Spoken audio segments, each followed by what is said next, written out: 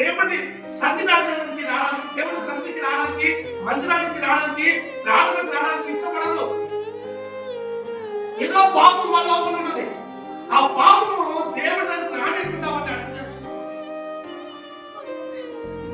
చాలాసార్లు నా జీవితం కూడా త్రాగుడికి బానిసైనప్పుడు, లేకపోతే కొన్ని అలవాట్లు, చెడు అలవాట్లు నాలో ఉన్నప్పుడు మందిరానికి వెళ్ళడానికి నాకు ఇష్టం ఉండదు కాదు.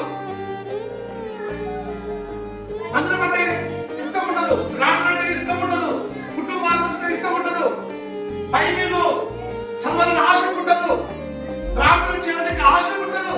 ఎన్నిసార్లు ఎవరు చేసినా కూడా ప్రార్థన చేసుకోండి, రండి, మందిరానికి రండి, బైబిల్ చదువు, ప్రార్థన చేసుకుంటే ఇష్టం ఉండదు. ఎందుకు? పాపం. ఈ పాపము నాలో ఉంది కాబట్టి ఈ పాపం ఏం చేస్తుందంటే నన్ను దేవునికి దూరం చేస్తుంది. చాలా మంది చూస్తుంటారు, ఎందుకు మందిరానికి రాలంటే వాళ్ళు పాపం ఏం చేస్తుంది? దేవునికి దూరం చేస్తుంది. అందుకే విశాఖపట్నం 53 అధ్యాయంలో ఈ మాట ఉంది, రక్షింపలేనటువంటి యెహోవా హస్తము కృచ కాలేదు, విడనేరకుండినట్లు ఆయన చెవులు మందము కాలేదు, నీ దోషములు నీకును నీ దేవునికి అడ్డముగా వచ్చును. ఏమొచ్చినట్టు దేవునికి అడ్డముగా? మన దోషాలు దేవునికి మనకు అడ్డుకోడగా ఉంటున్నాడు. అందుకే దేవుడి సన్నిధికి రాలేదు. అనేకులు బయట లోకంలోనే జీవిస్తున్నారు. ఎందుకంటే దోషం, ఎందుకంటే పాపము. ఈ పాపము ఏం చేస్తుంటే రాను ఏం చేస్తుంటే మరణాన్ని. అందుకే రోమిలకు రాసిన పత్రిక 6:3 వాక్యం రాయబడింది, పాపము వలన వచ్చు జీతము మరణము. పాపం వల్ల ఏమొస్తుందంటే మరణము. దేవుడికి దూరం అయితే మనకు మరణము. దేవుడికి దూరం అయితే మరణం వస్తుంది. దేవుడికి దూరం అయితే రోగాలు వస్తాయి, వ్యాధులు వస్తాయి, శాపాలు వస్తాయి. ఇంకా పాపము పెరుగుతూనే ఉంటుంది. అందుకే కొన్నిసార్లు మనం ఏమైనా తప్పులు చేసినా, పొరపాట్లు చేసినా దేవుడి సన్నిధిని మనము వదిలిపెట్టకూడదు. దేవుడి యొక్క సవాసాన్ని అంటే మందిరాన్ని మనము వదిలిపెట్టకూడదు. తప్పు చేస్తావా?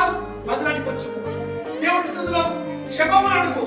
బ్రహ్మాండని పాపం చేస్తాను, బ్రహ్మాండను మందు తాగాను ప్రభా, నన్ను క్షమించు అయ్యా. నేను మందు మానేయకపోతున్నాను అయ్యా, నన్ను క్షమించు అయ్యా. నేను పోతులు మాట్లాడుతూనే ఉన్నానయ్యా, సాయం చేయదు ప్రభా. ఏ తప్పు చేయకుండా నాకు సాయం చేయదు ప్రభా అని ఎప్పుడైతే దేవుడికి సన్నిధానికి వచ్చి నువ్వు పశ్చాత్తాపడి నువ్వు అడుగుతావో అప్పుడు దేవుడు నీ పాపం క్షమిస్తాడు. లేకపోతే ఈ పాపం వల్ల వచ్చే జీతం ఏంటి?